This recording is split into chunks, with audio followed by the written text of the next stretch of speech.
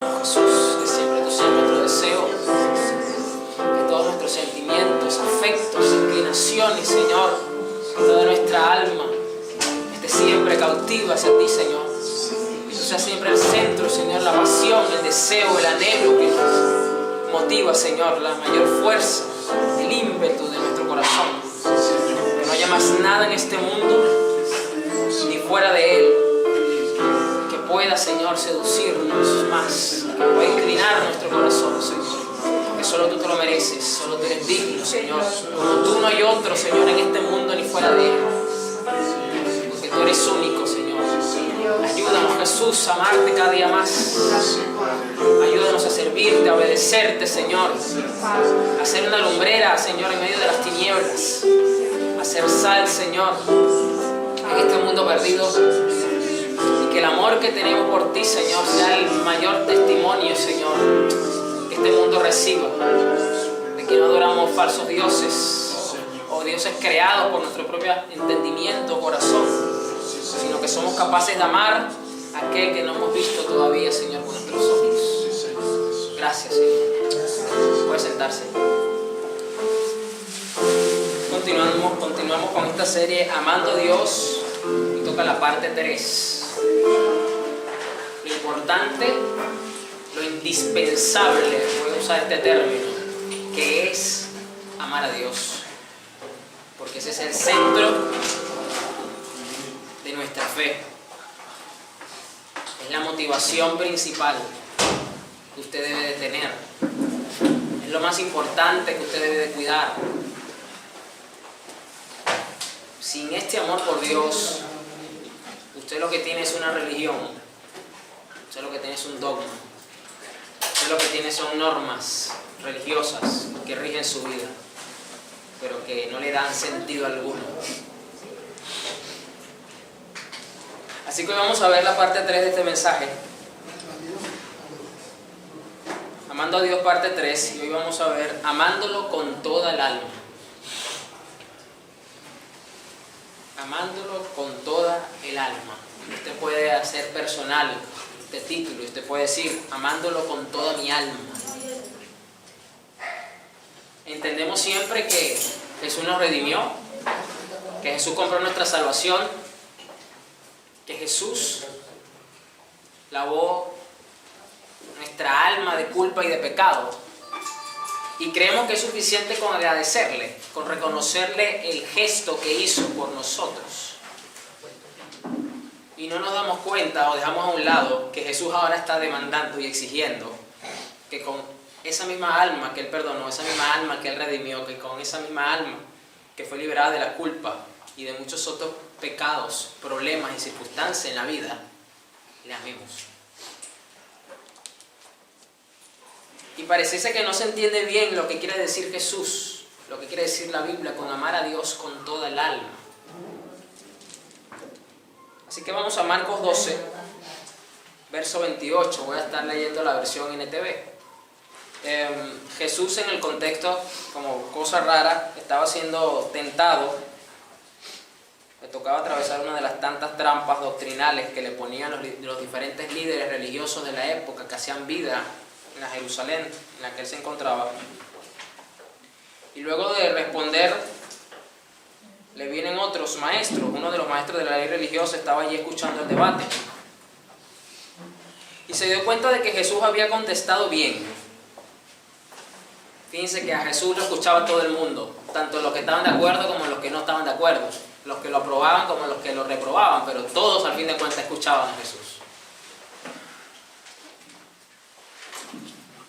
Entonces le preguntó, posiblemente el relato entonces nos deja entrever que este maestro era nuevo, había escuchado de Jesús pero no había tenido la oportunidad de escucharlo, así que prestó atención y por eso al darse cuenta de la sabiduría de Jesús, de que no era cualquiera, de que los comentarios que le llegaban eran verdaderos, pues decidió entonces hacerle una pregunta a Jesús.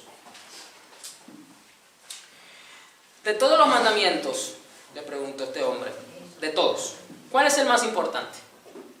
¿Cuál es el más importante? Jesús contestó, el mandamiento más importante es escucha, oh Israel. Es decir, aunque le está respondiendo al maestro la pregunta de manera directa, recordemos que Jesús nunca estaba solo, siempre había multitudes que lo seguían, siempre era difícil que llegara a un lugar y que pasara desapercibido, así que siempre había gente a su alrededor. Así que como eran judíos los que lo estaban escuchando y eran israelitas, pues él se está entonces refiriendo también para que todos escuchen la respuesta claramente. El Señor nuestro Dios es el único Señor. Ama al Señor tu Dios con todo tu corazón, con toda tu alma, con toda tu mente y con todas tus fuerzas. Es interesante que lo primero que Jesús establece es el señorío de Dios sobre nuestras vidas. Y hoy tenemos que dejar en claro que no podemos pretender vivir el Evangelio, tener una fe cristiana y dejar a un lado el señorío de Cristo. Porque Dios no es el genio de la lámpara de nadie, que es un ser sobrenatural que está a disposición de nosotros. Él es el Señor y por lo tanto a Él le debemos nuestro amor. Y por eso Él lo aclara. Y dice, ama al Señor tu Dios con todo tu corazón, ya te lo vimos, con toda tu alma, con toda tu mente y con todas tus fuerzas.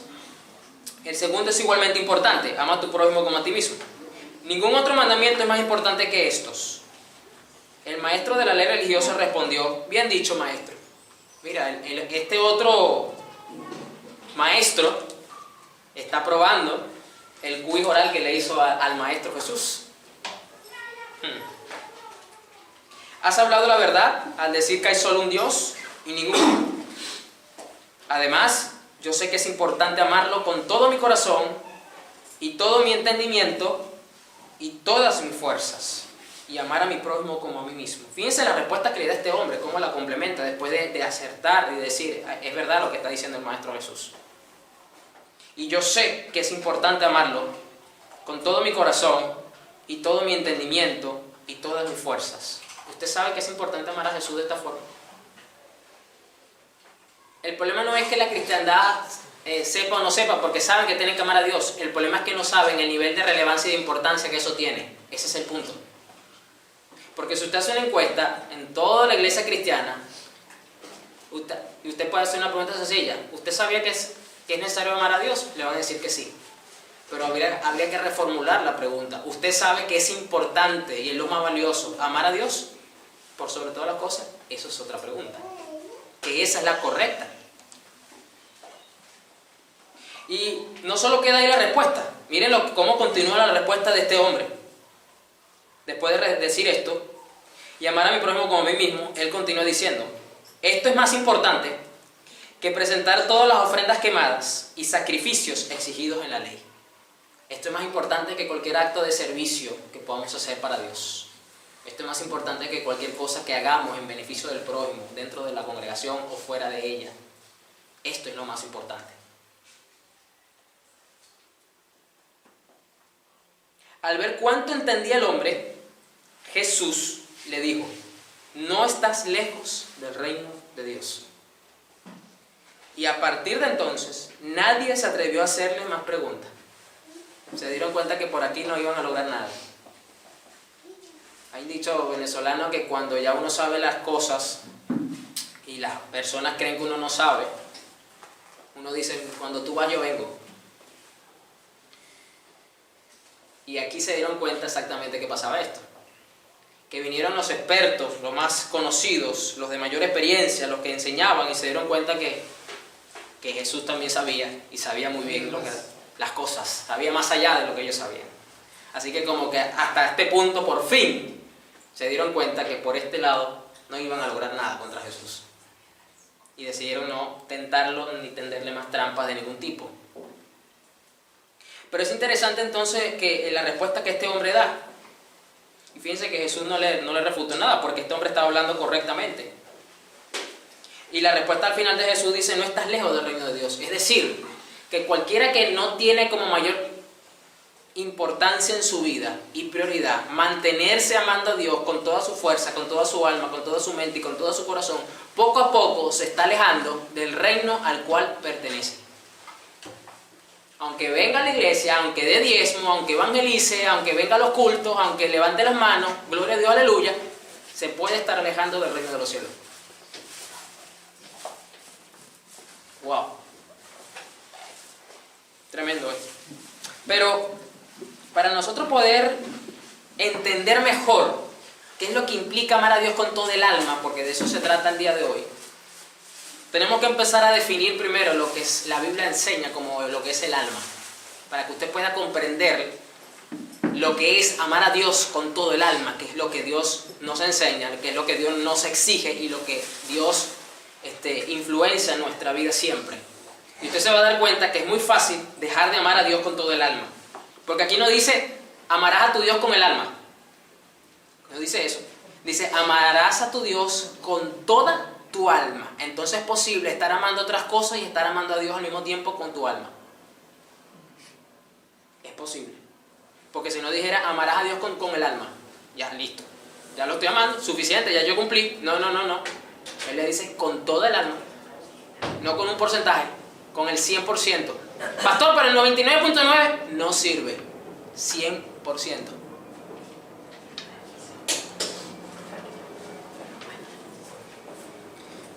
Yo quiero que en Génesis, cuando Dios crea el hombre, y Dios sopló aliento de vida, creo que es Génesis 1, o el Génesis 2, dice que Dios formó al hombre del polvo de la tierra y luego sopló sobre su nariz aliento de vida. Es la primera vez que aparece la palabra nefesh, la palabra hebrea, N-E-P-H-E-S-H, con acento en la E. Nefesh o nepesh, no sé, perdóneme la pronunciación, no hablo hebreo, a duras penas hablo español. Esa es la primera vez que aparece la palabra hebrea nefesh y se traduce como vida, aliento, soplo y alma. Esa palabra significa todo esto, indicándonos entonces que la primera interpretación que la Biblia le da a la palabra alma está relacionada a la vida misma del ser humano. Es decir, sin ese soplo, esa cosa que Dios creó no hubiese venido a la vida. Por eso que la palabra Adán significa rojo y significa alma viviente. Rojo, porque dicen que de la arcilla y toda aquella cosa él tenía un color particular. Dios cuando lo configuró con el control no le bajó mucho el contraste y tenía mucho brillo a lo mejor. Y se veía así rojizo. Pero eso es una de las definiciones de la palabra Adán, es rojo. Pero no solamente se limita a esto. En la cultura hebrea no hay esa división que tenemos en Occidente y del cual lo vamos a mirar también en la palabra griega psique, P-S-Y-K-H-E, que también se traduce como alma, y la palabra en latín ánima, alma, porque el español no viene directo del griego, el español viene del latín y el latín viene del griego. Entonces estas tres palabras son las que se traducen como alma.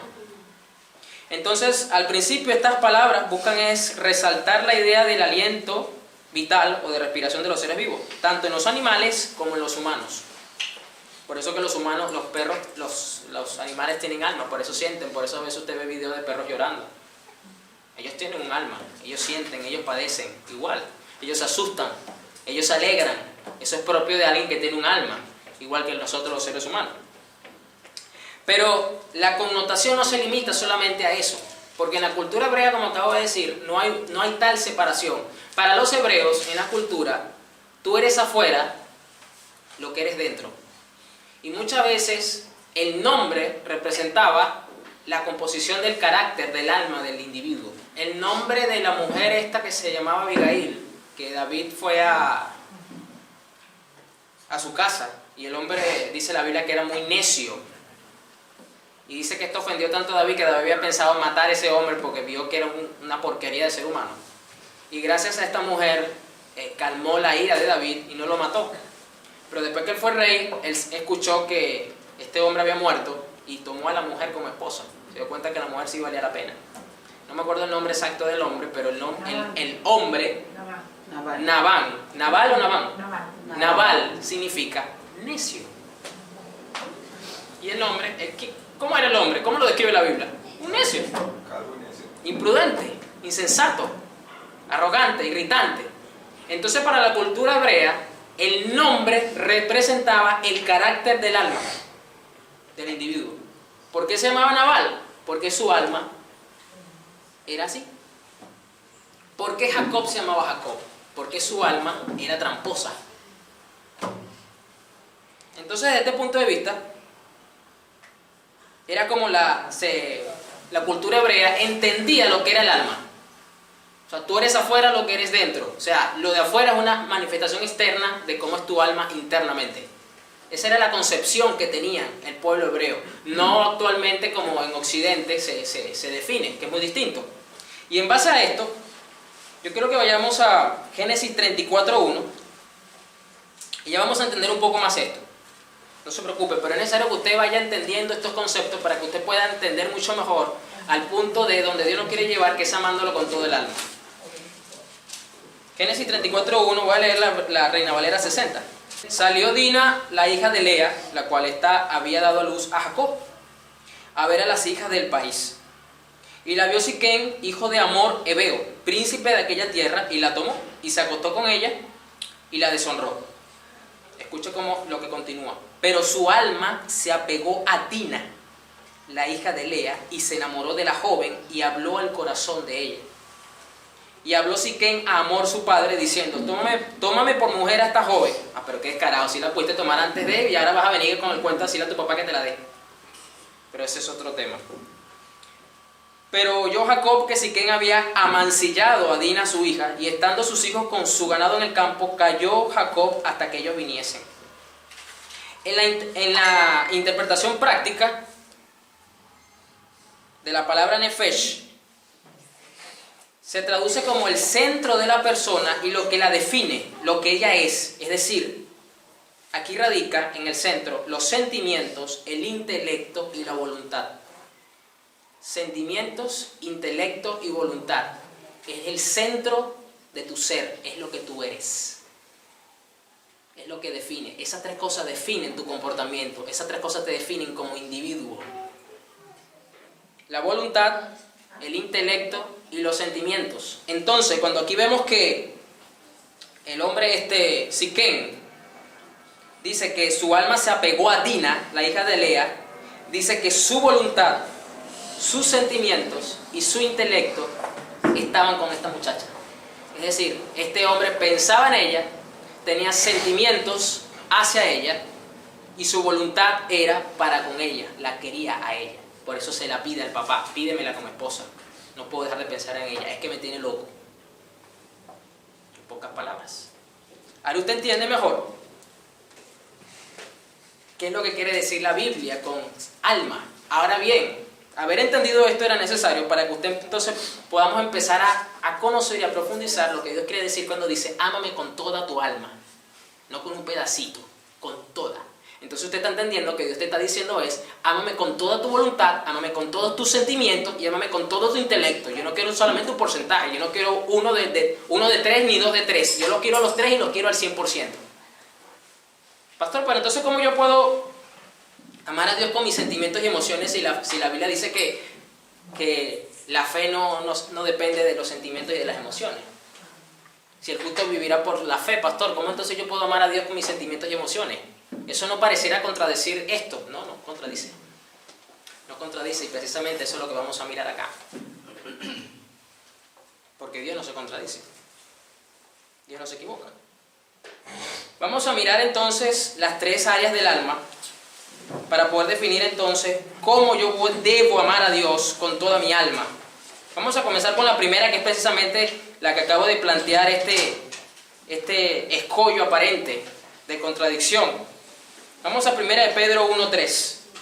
Sigo con la Reina Valera 60. Vamos a ver los sentimientos y emociones. Que yo sé que es difícil porque siempre se nos enseña precisamente esto, que la fe viene por el oír por escuchar la palabra de Dios, y que el justo por la fe vivirá, y que la fe no tiene absolutamente nada que ver con los sentimientos y emociones, o el alma, o la carne, porque es un don de Dios que nos da. Entonces, ¿cómo yo puedo involucrarme sentimental y emocionalmente con Dios? ¿Cómo yo puedo amarlo con mis sentimientos? Yo sé que cuesta entender esto. 1 Pedro 1:3 dice: bendito el Dios y Padre de nuestro Señor Jesucristo, que según su grande misericordia nos hizo renacer para una esperanza viva, por la resurrección de Jesucristo de los muertos, para una herencia incorruptible, incontaminada e inmarcesible, reservada en los cielos para vosotros, que sois guardados por el poder de Dios mediante la fe, para alcanzar la salvación que está preparada para ser manifestada en el tiempo postrero, en lo cual vosotros os alegráis, aunque ahora por un poco de tiempo, si es necesario, tengáis que ser afligidos en diversas pruebas, para que sometida a prueba vuestra fe, mucha más preciosa que el oro, el cual, aunque perecedero, se prueba con fuego, sea hallada en alabanza, gloria y honra cuando sea manifestado Jesucristo, a quien amáis sin haberle visto. Punto 1. En quien creyendo, aunque ahora no lo veáis, escuche, os alegráis con gozo inefable y glorioso. Inefable quiere decir indescriptible. Usted ama y cree en alguien que usted nunca ha visto y esto le genera sentimientos de alegría y gozo. Pastor, pero la Biblia nos dice en Gálatas 5 que el gozo es un fruto del Espíritu. Sí, es un fruto del Espíritu que moldea tu carácter, y aquí acabamos de ver que el carácter es el centro del alma, y el centro del alma son los sentimientos, el intelecto, ¿y qué más? Y la voluntad. Entonces el gozo del Señor mueve sentimientos benignos, celestiales en ti. Yo quiero que usted entienda esto muy sencillamente. Cuando vivíamos en el pecado, cuando nos revolcábamos en el mundo, teníamos deleite por diferentes tipos de pecado. Y a muchos eso les generaba sentimientos hacia eso. Y ahí se encontraba el deleite y el deseo de tu carne y de tu yo. Tu voluntad anhelaba eso. Tus pensamientos se deleitaban en eso.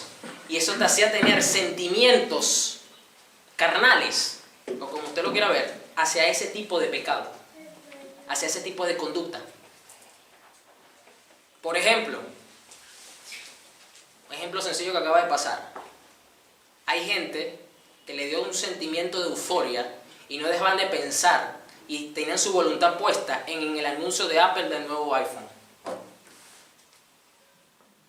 Su voluntad estaba puesta en ese anuncio. No dejaban de pensar en el día que lo anunciaran y tenían sentimientos de euforia cuando lo anunciaron. Me lo compro, ya, salgo mañana mismo a comprármelo. ¿El iPhone le movió los sentimientos a la persona? Sí, le movió los sentimientos a la persona. Sentimientos, deseos, pasiones hacia algo carnal, natural y de este mundo. ¿Qué va a pasar? Entonces no podemos pretender que los afectos, que el fruto del Espíritu, que las cosas celestiales no te muevan, no muevan tus sentimientos a favor. Y aquí dice que vamos a tener alegrías. Lo vuelvo a leer. A quien amáis sin haberle visto, en quien creyendo, aquí está la fe, aquí está la fe, aquí está el amor, aquí está la fe, aunque ahora no lo veáis, os alegráis con gozo inefable y glorioso. Nos alegramos de una manera, producto del gozo, miren cómo lo dice el apóstol Pedro, con gozo inefable, es decir, con un gozo que no se puede describir con palabras humanas porque no viene de este mundo, pero produce en ti una alegría. Mientras otros están amargados, están frustrados, están llenos de cualquier tipo de sentimiento bajo y terrenal, tú estás lleno de alegría por el gozo. Obteniendo el fin de vuestra fe, que es la salvación ¿de qué? De vuestras almas. De vuestras almas. Vamos al Salmo 42. Voy ahora a la Reina Valera contemporánea, RBC, para los que están en la parte digital. Es decir, aquí nadie, usted puede aceptar ningún tipo de doctrina que a usted le diga o le pretenda enseñar que usted debe reprimir sus sentimientos. Eso sería algo totalmente antibíblico y no se puede, porque los sentimientos son parte de tu alma. El mismo Pablo dijo, airaos pero no pequéis. Es decir, es normal que sientas ira, lo que no debes es dejar que ese sentimiento te domine. Tú debes de dominar eso. Entonces, tal cosa, es normal que tu alma sienta muchas cosas. Pero vamos a mirar el ejemplo de alguien que tenía una alta devoción por Dios, de alguien que es conocido por la cristiandad, que se han sacado canciones de sus salmos, como es el rey David. Un hombre muy espiritual. Sabemos también que tuvo su flaqueza, que tuvo sus momentos pecaminosos en su vida, y eso precisamente Dios lo usó para sacar también más salmos todavía que nos bendicen cuando estamos en situaciones parecidas. Es muy bien conocida la historia de David, del rey David. Pero fue un hombre que precisamente manifestó sus sentimientos celestiales en su alma para con Dios y quería que el pueblo entendiese esta verdad y se lo manifestase al Señor con toda su alma. Como siervo que brama por las corrientes de agua, así mi alma clama por ti. Un siervo, un animal que clama, que es un clamor, es un deseo, es un anhelo profundo del corazón que lo lleva a clamar. Y David dice, así yo quiero que mi alma te desee, que haya sentimientos de anhelo, de deseo. Yo leí un tuit esta semana que decía, apenas llevo 2 días, ya te extraño. Pocos días, algo así decía, ya te extraño. Su alma está clamando, su alma tiene un deseo profundo por esa persona que extraña, que anhela. Y eso le hace manifestar sentimientos que brotan. Y eso mismo está diciendo acá, que por cierto, este no es ni siquiera un salmo de David, es un salmo de los hijos de Coré. Dice muchos títulos. Como siervo que brama por las corrientes de agua, así mi alma clama por ti, mi Dios. Mi alma tiene sed de ti, Dios de la vida. ¿Cuándo vendré a presentarme ante ti, mi Dios? Como el ciervo brama por las aguas, así clamo por ti, Señor. ¿Cómo usted puede pretender cantar esa canción y no meterle un sentimiento a eso? Pregunto. Ser una persona espiritual no quiere decir que usted va a cohibir o va a menospreciar sentimientos profundos hacia Dios. Eso es lo que nos debe mover. Hay personas que no duermen esperando el estreno de una nueva temporada de su serie favorita en Netflix. Y voy más allá. Si el estreno es un domingo a las 11 de la noche y son 8 capítulos, o 6 o 7, y el lunes tienen que pararse temprano a trabajar o estudiar, se calan toda la temporada completa en la madrugada, se meten un Bolt o un Red Bull en la mañana con una buena taza de café fuerte negro y se van a hacer sus responsabilidades, porque es que no se aguantaban verla, porque no se querían spoilear en las redes sociales, no iban a aguantar ver las redes sociales y saber qué está pasando, porque así son muchos que ven Netflix, me incluyo. Claro que yo veo Netflix. Pero es eso, es la pasión, es el deseo. ¿Y qué va a pasar con fulanito? ¿Y qué va a pasar? Y voy más allá. Unos hasta se ven la temporada anterior nuevamente para estar fresquitos, para que cuando comience la nueva no perderse ni el más mínimo detalle. Ah, pero que yo sabía, ¿ves? Que yo no me acordaba de esto. Y tienen el sentimiento a flor de piel por esa temporada. Tienen la voluntad puesta en eso. Es que yo la quiero ver. Y si tienen responsabilidades en su casa porque vive con sus padres, van a hacer todo lo posible en el hogar para colaborar, para que no lo castiguen, para que no le quiten algo, para evitar cualquier tipo de tropiezo porque quieren ver la temporada. Y tienen pensamiento, están pensando, con razón, entonces esto quiere decir que va a pasar así o puede pasar aquí. Y usted se busca las páginas donde están todas las posibles teorías que van a pasar sobre esa situación. La persona tiene el alma puesta en eso, tiene la voluntad puesta en eso. Tiene el intelecto puesto en eso y tiene sentimientos puesto en eso. Y di libre a Dios que a tu personaje favorito lo maten o le ocurra algo. Usted va a llorar como una Magdalena. O voy más allá, usted se va a molestar que si fuera por usted, agarraría la cosa esa donde está mirando y lo lanza al piso. No lo hace porque no tiene después dónde mirar. Porque le levanta el sentimiento de ira y de rabia. Mira, es que yo sabía, ¿ves? Es que este personaje, este es un Judas. Son sentimientos que la persona tiene. Entonces, ¿tiene o no tiene el alma puesta en eso? O voy más allá con los hombres. No, pero es que es el Real Madrid-Barcelona. No. Y tiene una lucha interna. ¿Voy al servicio o no voy al servicio? Porque es en el horario del servicio. Tiene la voluntad pegada ahí. Tiene sentimiento en ese partido. Y libre Dios si es un partido de la Champions, que es para ver quién de los dos pasa. Libre Dios. ¿Qué va a pasar? Tiene los pensamientos en el partido. Y aquí hay casas de apuestas deportivas. Libre Dios si alguien apostó en ese partido. Es que lo va a tener que ver. Porque de paso no solamente tiene el alma, tiene el bolsillo pegado también ahí. Porque apostó dinero. Entonces, ¿tiene sentimientos ahí o no los tiene? se levanta o se acuesta con la camisa de su equipo favorito.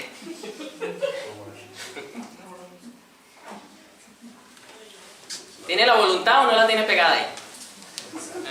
Estos son apenas unos ejemplos. Cualquier parecido con la realidad es pura coincidencia. Mis lágrimas son mi pan de día y de noche, pues a todas horas me preguntan. Una pregunta. ¿Alguien puede llorar por gusto? ¿Alguien puede llorar si no hay un sentimiento atrás que lo motiva a llorar? Ya sea el gozo, la felicidad o sea la tristeza. Porque por las dos formas, o hasta por la misma rabia, las personas pueden llorar. Casi siempre son esas tres cosas. Rabia, ira o felicidad o tristeza. Algunas de ellas motivan las lágrimas a fluir, ¿cierto o falso? Y aquí dice entonces el salmista que tiene un deseo por Dios, tiene su voluntad pegada en el alma por Dios, tiene un sentimiento tan grande por Dios, que esto lo está haciendo brotar lágrimas, pero es de anhelo, de deseo, de estar con Dios.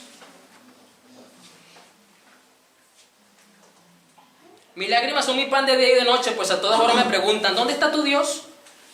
Pienso en esto y se me parte el alma. Recuerdo cuando acompañaba yo a la multitud, cuando la conducía hasta el templo de Dios, entre voces ¿de qué? De alegría y de alabanza. Miren cómo el salmista recuerda cuando en un momento guiaba a los demás consiervos a la casa y se gozaba en hacer ese trabajo. Y esto ahora lo motiva a seguir clamando por el Dios como el siervo brama por las aguas.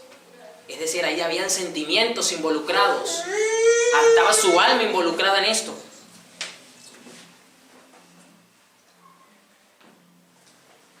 Entre voces de alegría y de alabanza, entre la alegría del pueblo en fiesta. ¿Por qué te desanimas, alma mía? ¿Por qué te inquietas dentro de mí? Espera en Dios, porque aún debo alabarlo. Él es mi Dios, Él es mi Salvador. Dios mío, mi alma está muy abatida. Por eso me acuerdo de ti desde estas tierras de Jordán, desde los montes Hermón y Misa. Un abismo llama a otro abismo y resuena la voz de tus cascadas. Todas tus ondas y tus olas pasan sobre mí. Pero tú, Señor, durante el día me enviarás tu gran misericordia, y por la noche tu cántico estará conmigo. Con mi oración a ti, Dios de mi vida. Dios mío y roca mía. ¿Ustedes creen que estas son palabras tan poéticas y tan bien escritas, venidas de alguien que tenía un dolor de estómago? Este es un hombre que estaba inspirado por el amor que le tenía al Dios de Israel. Y esto le hacía sacar sentimientos de amor, de clamor, de deseo, y bajo esta inspiración escribió estas palabras. Había entonces su alma pegada en su voluntad, en sus sentimientos, y esto lo hizo escribir. No lo hizo porque acababa de pelear con la mujer y entonces agarró una hoja y se puso a escribir. No, eran sentimientos hacia Dios, los mejores sentimientos que el alma podía tener. Y esto es lo que yo veo aquí plasmado en este salmo tan hermoso.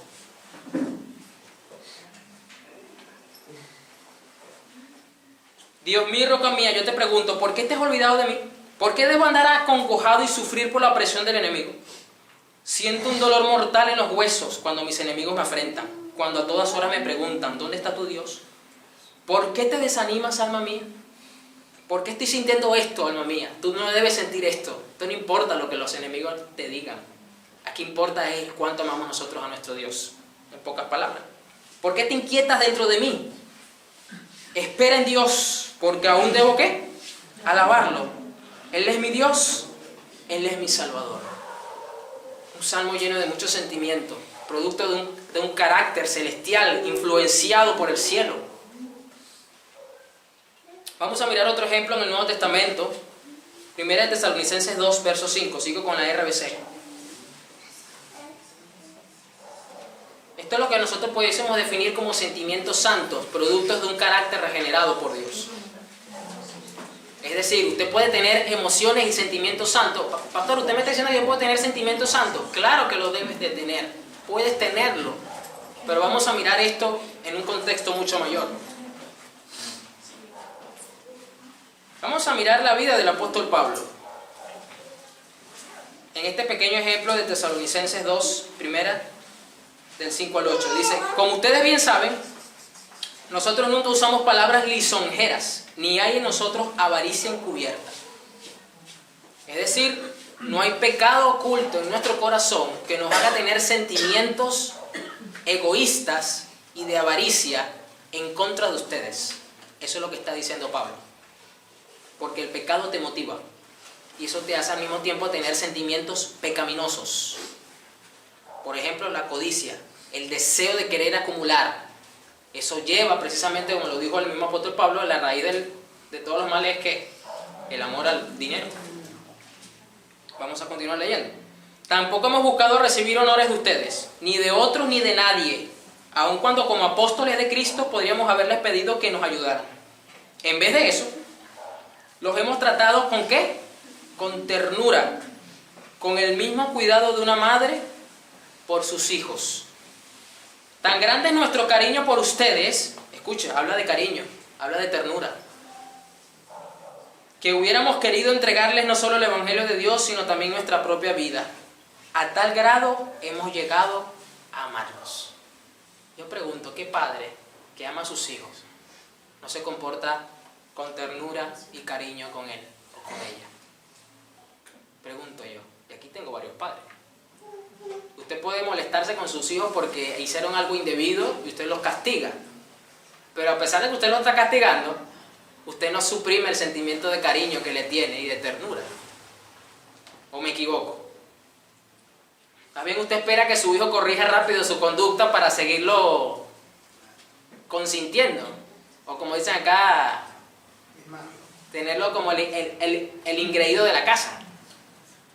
¿O me equivoco? ¿Por qué? Porque usted lo ama. Y aquí el apóstol dice que él consideraba a la iglesia, él consideraba a los redimidos, él consideraba a la iglesia de Tesalónica como una madre con sus hijos. Y ese era el sentimiento que le tenía a la iglesia de Tesalónica. Le tenía ternura y cariño, producto del amor que le tenía. Entonces, ¿es poco espiritual o es antibíblico? No, todo lo contrario. Dios exige que sea así. Dios exige que sea así. Pero yo te voy a decir una cosa. No podemos pretender ser tiernos y cariñosos con el hermano que está en necesidad y compadecernos de su situación si primero no somos tiernos y cariñosos con nuestro Señor. Porque Él lo dijo, ámame con toda tu alma. Y el segundo mandamiento es parecido, ama a tu prójimo como a ti mismo. Y usted se consiente porque usted se tiene cariñito. Usted consiente esa carnita porque usted le tiene aprecio. Usted la maquilla, usted la peina, usted la viste. Usted se pone las mejores zapatillas. Usted se lanza su piropito en el espejo de vez en cuando. Y cuando usted considera que está más bonito de lo normal, se toma una selfie para el recuerdo. ¿O me equivoco? Entonces, tenemos que entender que cuando Dios entonces nos está diciendo, ámame con todos tus sentimientos, ten los mejores sentimientos para conmigo, porque yo te amo de una manera indescriptible, yo soy tierno y bondadoso contigo y por eso renuevo mis misericordias todos los días sobre tu vida. Por eso que cada cosa que usted hace para el Señor, o usted viene a la casa del Señor, debe estar lleno de sentimientos de ternura y de cariño para con tu Señor. No, qué fastidio, es que tengo que ir porque tengo que cumplir. Usted no viene a trabajar, Señor. Usted viene a reunirse con su Señor. Es más, voy más allá. El mismo Pablo dijo, todo lo que hagáis, sea de palabra o de hecho, hacedlo como para el Señor. Y no como para los hombres, porque de Él recibiréis la recompensa. Así que si te fastidia ir a trabajar porque es un deber, porque es una monotonía mecánica, yo puedo entender eso. Pero Dios dice que si tú tienes tus ojos puestos en aquel que tú amas y te deleitas en Él y le tienes ternura y cariño, esa carga laboral que llevas, o esa cotidianidad laboral, no te va a hacer ni coquito, no va a afectar tu alma. Vemos también David, aunque vimos un salmo de Coré, pero vimos también, para nada es un secreto, que la gran mayoría de los salmos fueron escritos por David. Y en cada uno de estos salmos, David manifiesta sentimientos como parte de su alma para con Dios. El famoso Salmo 100, entrad por sus atrios con alabanza, con acciones de gracias. ¿Y usted cree que David escribió eso con una seriedad, con una cara seria, con una trompa de cañón? Entrar por sus atrios con acciones de gracias porque yo no digo que soy el rey, caramba. No creo que eso haya sido precisamente la motivación correcta de David para escribir ese salmo. Entrar por sus puertas con júbilo, oh alma mía y roca mía. En cada salmo de David, incluyendo aquellos que a lo mejor son hasta difíciles, porque hay uno que dice, Señor, rómpele los dientes a mis enemigos. No sé si usted lo ha leído y usted dice, wow, ahí sí David estaba molesto. Claro que estaba molesto. Y aunque lo está escribiendo, lo que está diciendo que su alma está indignada por el trato que tienen aquellos que no respetan y conocen a Dios. Y su alma le motiva a escribir estas cosas, a decirle a Dios, Señor, haz justicia contra mis adversarios. Porque no te respetan, porque no te aman, porque no te honran. Entonces, ¿hay o no hay un sentimiento ahí adentro? Eso no quiere decir que la historia dice que al día siguiente David mandó un batallón de legiones a echarle espada a todos sus enemigos. Eso no lo dice la Escritura. Lo que nos habla entonces es que nosotros podemos derramar nuestra alma completa delante de Él, aunque sean sentimientos muchas veces de dolor, de sufrimiento, de ira. Pero por el hecho de tenerlo presente a Él primeramente y derramarte delante de Él, tú estás demostrando que tú lo amas con toda tu alma. Es como cuando el niño está pequeño y usted lo lleva al parque y algo ocurre en el parque que otro de los niños se mete con él, le da un golpe o le hace una injusticia. Él va a salir corriendo hacia donde tú estás. Defiéndeme. Y aunque puede venir llorando, como puede venir que venga molesto, pero cualquier que sea el sentimiento que el niño venga, él te va a buscar a ti. Para que tú seas el que lo defiendas e intercedas para con el otro niño. Eso es lo que Dios quiere. Indistintamente de lo que tú sientas, demuéstrame que me amas con tu alma, viniendo a mí primero, poniéndome a mí primero, búscame a mí primero. Eso es lo que Jesús está diciendo. Cuando me dice, ámame con todos tus sentimientos, con todas tus emociones. Es decir, que tanto los sentimientos positivos que tenemos en la vida y las emociones negativas nos arrojen a los pies del Maestro. Nos lancemos a sus faldas. Jonathan Edwards, voy a citar al pastor y al hermano Jonathan Edwards, decía algo muy interesante sobre este punto y quiero citarlo textual, así que lo voy a leer, así que presta atención. Aprendemos que es un gran error rechazar todas las emociones espirituales como falsas. Este error puede surgir después de un avivamiento religioso, debido a que las fuertes emociones de algunos parecen desvanecerse por completo con mucha rapidez. La gente empieza a despreciar todas las emociones espirituales como si el cristianismo no tuviera nada que ver con ellas. El otro extremo es el de tener a todas las fuertes emociones religiosas como señales de verdadera conversión, sin inquirir en cuanto a la naturaleza y la fuente verdadera de dichas emociones. Si las personas se ven calurosas y llenas de vocabulario espiritual, los demás concluyen que deben ser cristianos piadosos. Satanás busca empujarnos de un extremo al otro. Cuando ve que las emociones están de moda, siembra su cizaña entre el trigo. Mezcla emociones falsas con la obra del Espíritu de Dios. De esta manera, engaña y arruina eternamente a muchos, confunde a los verdaderos creyentes y corrompe al cristianismo. No obstante, cuando las malas consecuencias de estas emociones falsas se hacen aparentes, las malas consecuencias de estas emociones, Satanás cambia su estrategia. Ahora busca persuadir a la gente de que todas las emociones espirituales son inválidas. Así trata de cerrar nuestros corazones a todo lo espiritual y de hacer del cristianismo un formalismo muerto. La respuesta correcta no es ni la de rechazar todas las emociones, ni la de aprobarlas todas, sino la de distinguir entre ellas. Debemos aprobar algunas y rechazar otras. Debemos separar el trigo de la cizaña, el oro de las impurezas, lo precioso de lo que no lo vale. Si la religión verdadera tiene mucho que ver con nuestras emociones, debemos valorar altamente aquello que produce en nosotros estas emociones. Debemos desear el tipo de libro, de predicación, de oración y de canción que profundamente afecte nuestros corazones. Jonathan Edwards.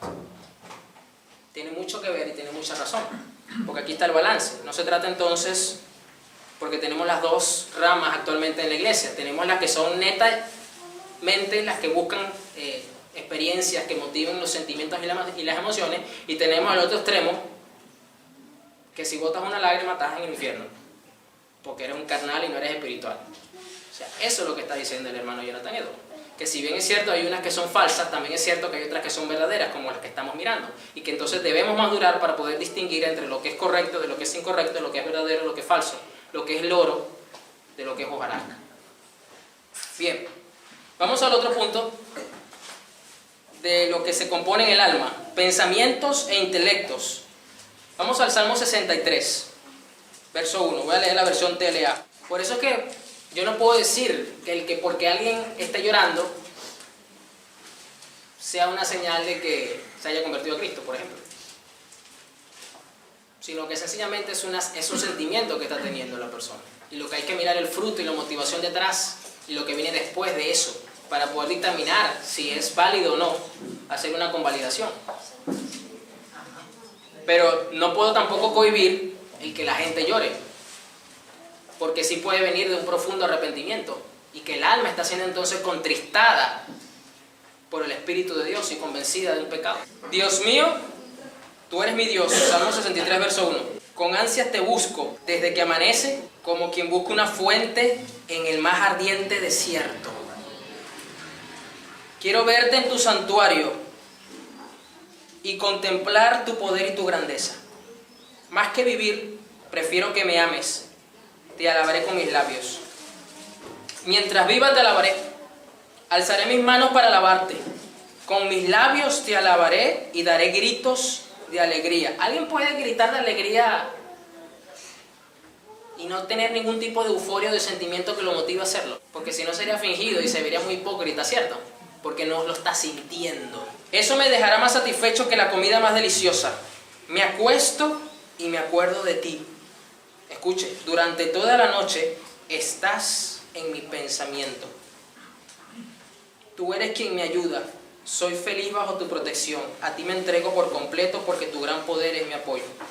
Me acuesto y me acuerdo de ti, verso 6. Durante toda la noche estás en mis pensamientos. Hay cristianos que se acuestan pendientes de cómo van a resolver la comida del día siguiente, cómo van a pagar la deuda, cómo van a hacer para esto y para lo otro, pero no le dedican ningún pensamiento al Señor, a meditar en el Señor. Señor, ¿cómo podemos hacer para evangelizar mejor? Señor, ¿cómo podemos hacer para mostrar tu gloria mejor en el trabajo? ¿Cómo yo puedo hacer para que mis hijos te amen más? ¿Cómo yo puedo hacer para que mi esposo o mi esposa te respete y te honre más?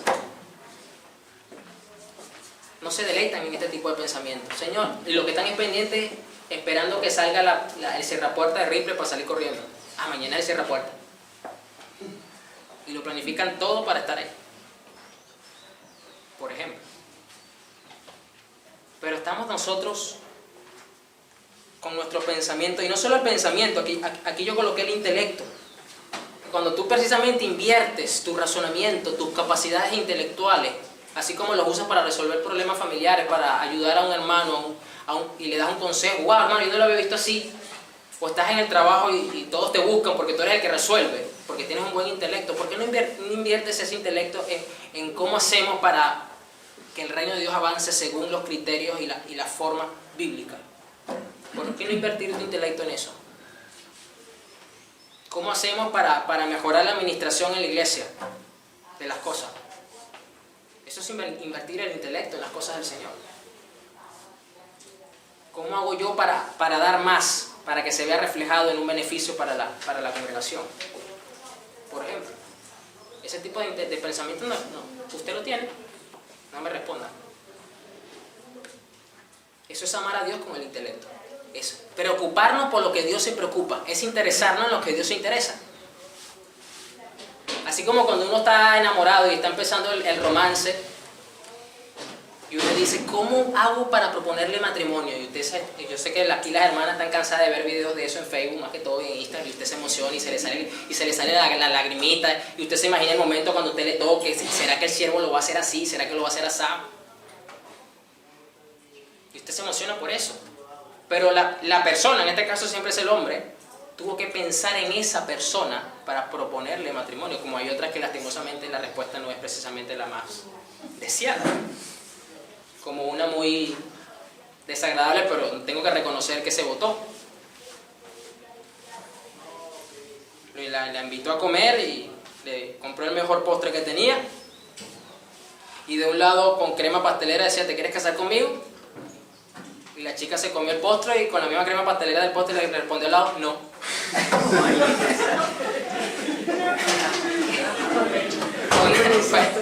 Fue muy troll la respuesta, pero le respondió con la misma creatividad con la que le estaban preguntando.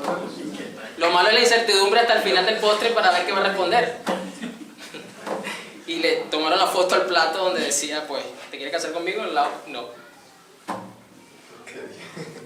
Fue una propuesta muy original, sí. Yo imagino a ese hombre pensando todo cómo lo iba a hacer, de qué forma. A lo mejor no durmió la noche anterior, a lo mejor tuvo que ahorrar algo extra en su trabajo para esa quincena hacer eso.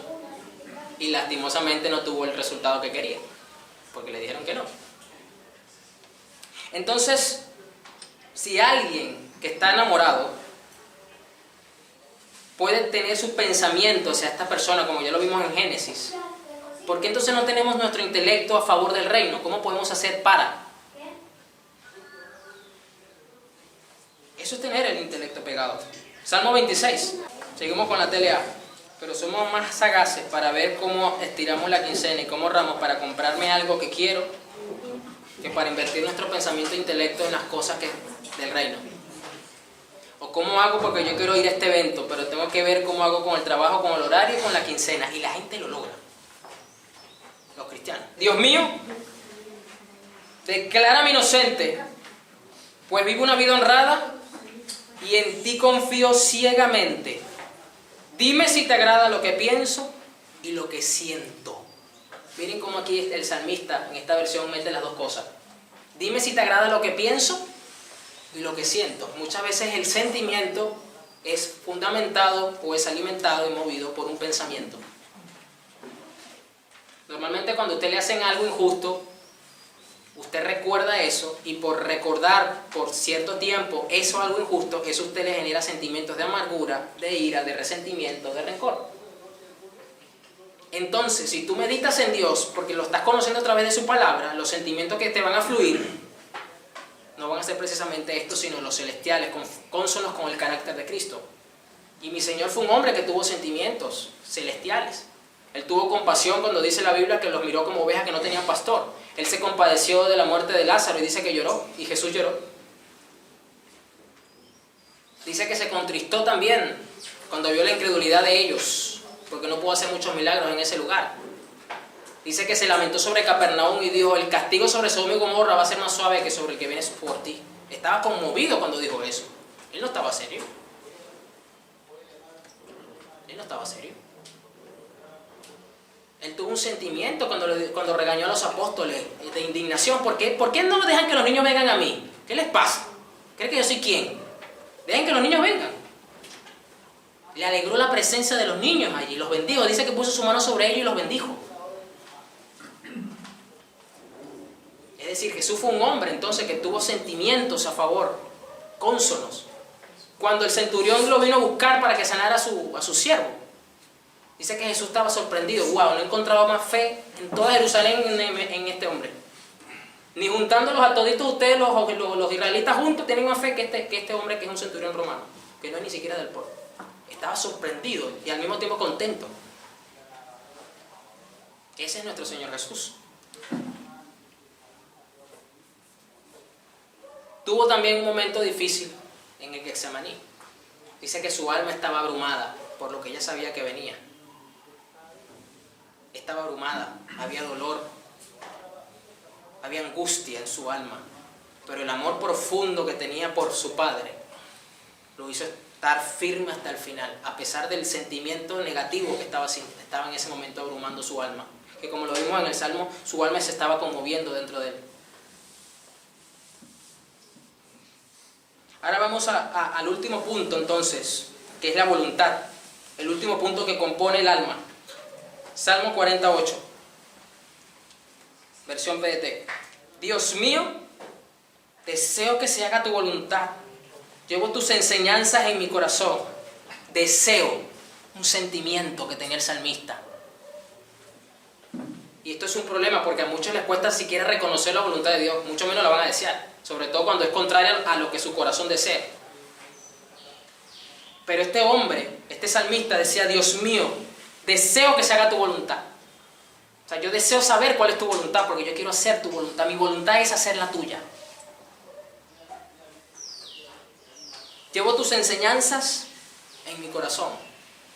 Usted no puede conocer cuál es la voluntad de Dios si usted no se relaciona con las enseñanzas de su Señor y de su Dios. Porque ellas te van a dar el criterio y el discernimiento para poder saber cuál es la voluntad de Dios. Y eso no solamente eso. Pastor, pero es que, por ejemplo, la Biblia no dice con quién me voy a casar.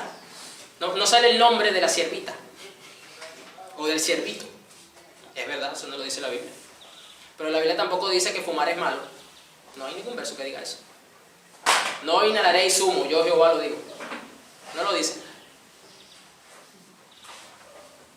No meterás en tu cuerpo humo extraño, porque yo soy santo, oh Jehová. No lo dice.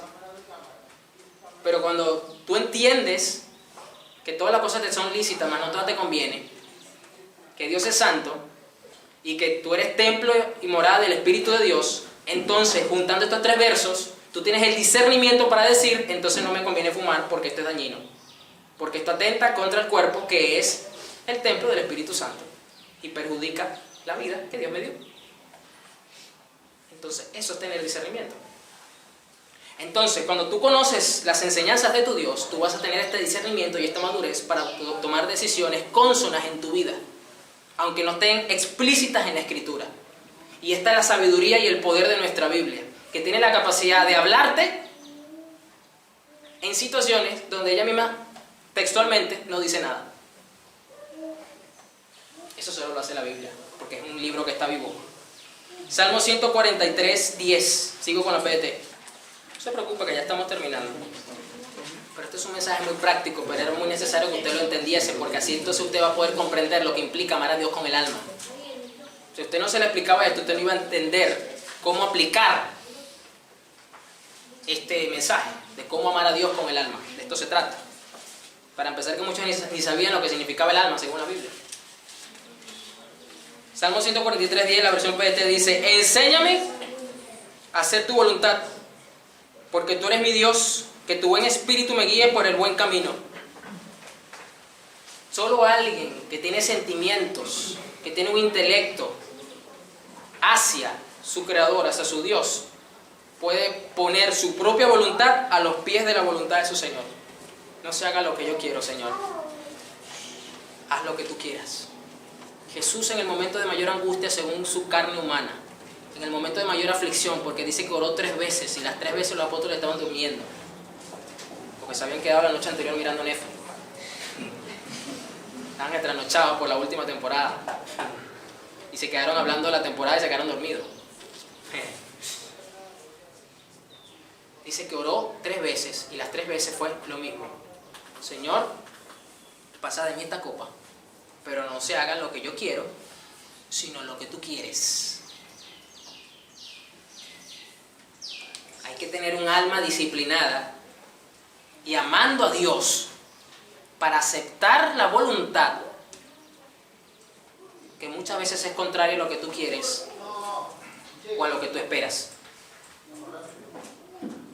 Sabiendo, porque en el caso de Jesús es más fuerte, porque Jesús sabía que él iba a pasar por eso.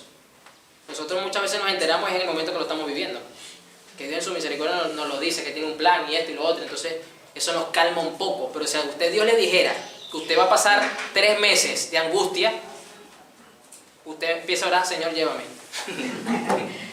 Porque usted no quiere pasar por eso. Pero Jesús sí sabía todo de un principio. Recuerda que siempre se lo decía: el Hijo del Hombre va a ser entregado, ya se acerca el tiempo, ya falta poco. El Hijo del Hombre va a ser entregado en manos de pecadores. Tengo que morir. Siempre se lo decía a los discípulos, pasa que ellos no entendían. Y con todo y todo, él oró para que su alma se mantuviese pegada a la voluntad.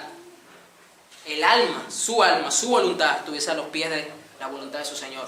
O sea, que su alma se mantuviera amando a su Padre, a pesar de lo que él sabía que estaba comenzando, que sus sentimientos, que su intelecto y su pensamiento y su voluntad estuvieran en la cruz. Nada fácil. Él dio su alma por el rescate de la tuya. Él pagó el precio que tu alma debía pagar. Por eso dice: ámame con toda tu alma, porque yo puse la mía por la tuya. Ámame. Ámame. Que no haya absolutamente nada en este mundo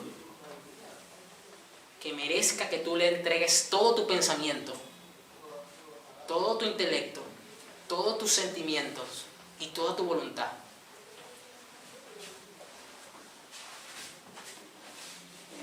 Gálatas 2:20, versión TLA. Cristianos que les cuesta darle una ofrenda a Dios a nivel económico. Es una lucha interna que tienen para darle unos pocos soles o dólares. Y no se han dado cuenta que Dios no le está pidiendo eso. porque recordemos lo que le dijo el Maestro a Jesús, es más importante que todas las exigencias de la ley, amar a Dios por sobre todas las cosas. Y ese es el punto. Cristianos que no son desprendidos con Dios es porque no lo están amando lo suficiente. Tienen sus pensamientos comprometidos con o sentimientos hacia otras cosas. Gálatas 2:20, en realidad también yo he muerto en la cruz junto con Jesucristo. Y ya no soy yo el que vive, sino que es Jesucristo el que vive en mí. Señores, solo puede haber una voluntad viviendo en tu vida. O está la voluntad del cielo, que ahora es tu voluntad, o está la tuya, viviendo. Pero cuando tú amas a Dios profundamente con toda tu voluntad, tú estás muerto para tus deseos, para lo que tu carne quiere. No hay nada en este mundo. Puede que algo te llame la atención, yo no estoy diciendo que no, claro que sí. Pero no es algo que te mueve. No es algo que te mueve. Si lo tienes bien y si no lo tienes también. Si lo haces bien y si no lo haces también. Y ahora vivo gracias a mi confianza en el Hijo de Dios, porque Él me amó y quiso morir para salvarme. Entonces, como Él me amó, ahora yo vivo para amarlo. Él me demostró con su muerte que me ama. Ahora yo le voy a demostrar con mi vida que lo amo. Y terminamos en Filipenses 3, versión NTV. Como el siervo clama por las aguas, así clamo, Señor, mi Dios. Filipenses 3. Ahora vamos a mirar toda el alma de Pablo, sus sentimientos, su intelecto y su voluntad en un relato muy inspirador, motivador, hasta regañón, si se quiere, de lo que es un alma que ama a su Dios. Antes creía que esas cosas eran valiosas, pero ahora considero que no tienen ningún valor debido a lo que Cristo ha hecho. Porque un alma que ama a Dios, que ama a Jesús, lo tiene como el máximo valor de su vida. No hay absolutamente más nada que tenga mayor valor en la vida. Si hay algo más en tu vida que tiene mayor valor, vas a tener un alma dividida. Y no vas a poder dejar padre, madre, hijo, casa, terreno por causa de mí. Y Pablo aquí lo está diciendo. Antes yo pensaba que esas cosas eran valiosas, pero ahora considero que no. Debido al valor que tiene que Cristo ha hecho. Así es, todo lo demás no vale nada cuando se le compara con el infinito valor de conocer a Cristo Jesús, mi Señor. Por amor a Él, lea, por amor a Él, he desechado todo lo demás y lo considero basura. Si usted lee la NBI, para lo que tienen ahí rápidamente, pueden cotejar este verso y le va a aparecer una palabra más fuerte todavía. La NBI dice estiércol. Creo que no tengo que explicar lo que significa.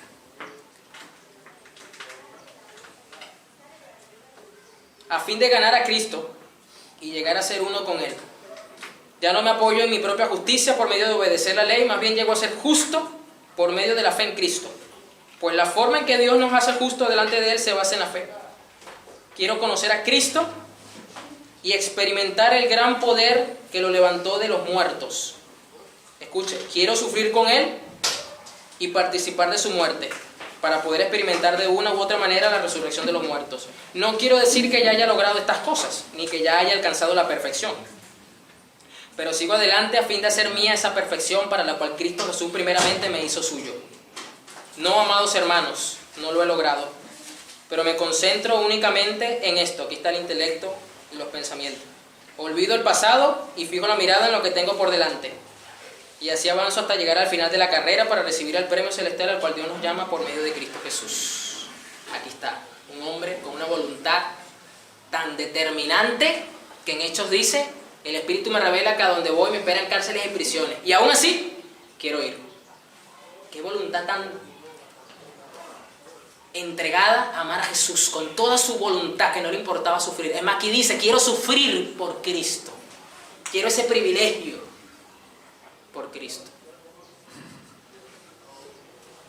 Quiero hacerlo, porque lo amo a Él. Tengo sentimientos muy profundos hacia mi Señor Jesús, que lo considero todo como basura, no me importa más nada. Y solo pienso en esto, dejo todo lo que está en el pasado y me enfoco en lo que está delante, con tal de alcanzar el supremo llamamiento, porque solo lo quiero a Él. Esto es un alma que ama a Jesús. Póngase sobre sus pies. Vamos a orar. Y ya usted entendió lo que implica amar a Jesús con todo el alma.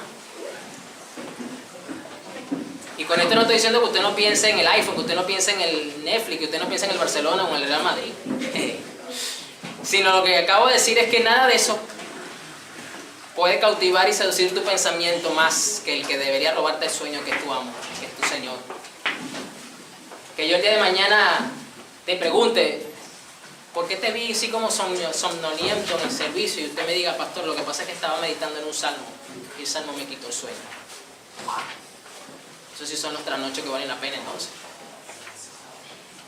Y no que me enteré por otra fuente, es que te lanzaste 2 temporadas seguidas, entonces estabas bregando con la carne para no dormirte.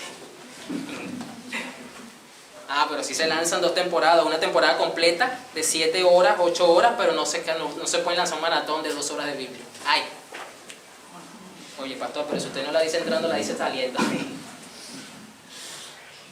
Vamos a orar, porque entonces ya usted sabe que usted puede y debe tener sentimientos hacia su Señor.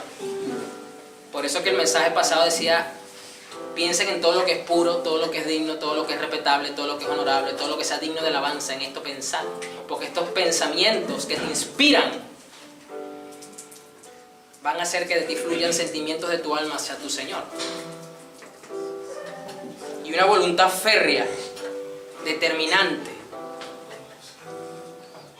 Yo no sé que hay mártires del Evangelio, yo no lo sé. ¿Y qué pasa si el día de mañana Dios te dice que tú vas a ser un mártir para Él, que el propósito de tu vida es en un determinado momento morir por causa del Evangelio? ¿Cómo tú lo vas a tomar? Si hoy día muchas veces te cuesta venir al servicio. Pregunto yo. Porque el propósito de Esteban fue un propósito muy hermoso. Fue uno de los primeros diáconos de la iglesia primitiva, claro que sí. Pero el propósito de su vida fue morir testificando de Cristo. Y de una forma muy dura, apedreado. Testificó del Señor Jesucristo.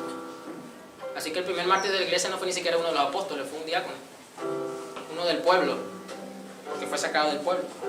Pero amaba a Jesús con todo su sentimiento, con toda su voluntad, con todo su pensamiento. Y lo último que les dijo después de predicarle, de darle una cátedra de que Jesús era el Cristo: veo al Cristo a la derecha del Padre. Señor, no le tomes en cuenta este pecado. Y dice la Biblia, y murió. ¡Wow! ¡Qué amor tan profundo! ¡Qué alma tan entregada al Señor Jesús! Vamos a orar. Padre, en el nombre de Jesús,